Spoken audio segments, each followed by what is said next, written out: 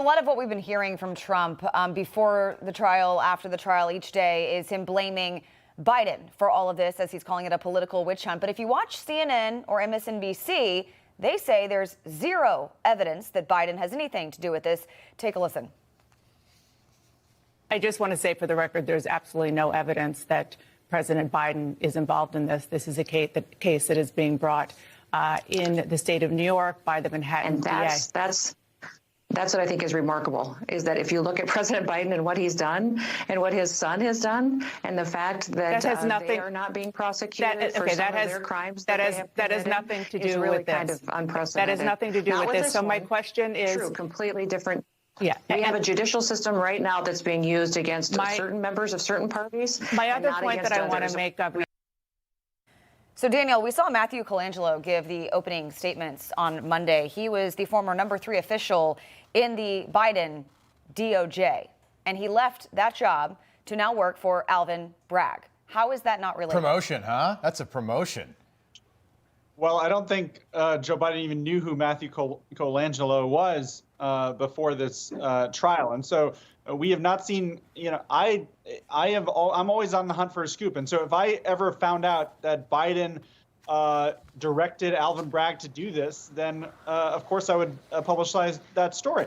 But Alvin Bragg is, it's a very he faces a lot of pressure from New York constituents when he was running to actually prosecute Trump if there was the evidence that he saw. And so that's why we have a jury to decide, is this true or not? I know that Republicans will not like the venue in terms of New York, but that is where this alleged crime happened. Mark, you agree with that? You think Joe Biden didn't know who Matt Colangelo is? Well, he's pretty hands-on, so he probably knew who senior Justice Department folks were. Look, I don't think it's right to say Biden is directing the prosecution. I also don't think it's right to say he is not. There's no evidence of direct control. Mark, you don't think this is fishy?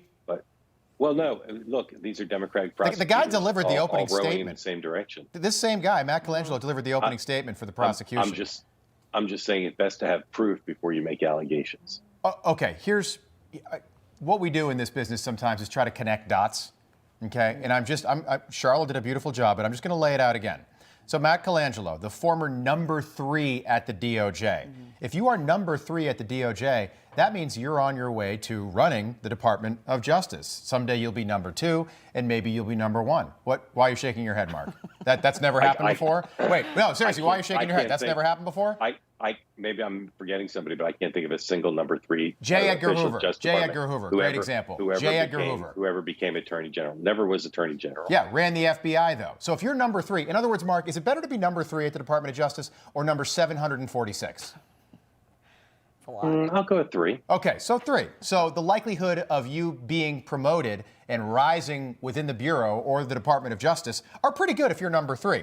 Okay, so the same guy. I can't name a single one who ever went from number 3 to. How about this, Mark? How about this? It's happened before. Okay, and if they haven't risen to the top job, they've gone from number 3 to number 2. And Matt Colangelo is a young guy, a very bright future. So the same guy who was the number 3 at the Justice Department and delivered the opening statement on behalf of Joe Biden. Sorry, check that, Alvin Bragg. But worked under Joe Biden in Joe Biden's Justice Department, suddenly leaves the number 3 post in the DOJ to take a job as a rank-and-file prosecutor in New York City, working in Manhattan. You're telling me that he just did that because it was great for his work-life balance? Please. That's BS, and you both know it. I'll give you this. If Donald Trump's Justice Department was prosecuting Joe Biden, and his number 3 from Justice went to Alabama to prosecute the case, be a lot of suspicion. There we go. There we go. There we go. I rest my case. I rest my case. All right. And Daniel, you are Mr. Scoopage. You know better. You know that there is a straight line back to the White House, despite what Dana Bash on CNN says to Kristi Noem. My goodness, to me, I think everybody at home is like, wow, I didn't realize that. That makes a lot of sense. There's no way to definitively prove that, but I hate this term and I'm going to use it. There is something there. There you go.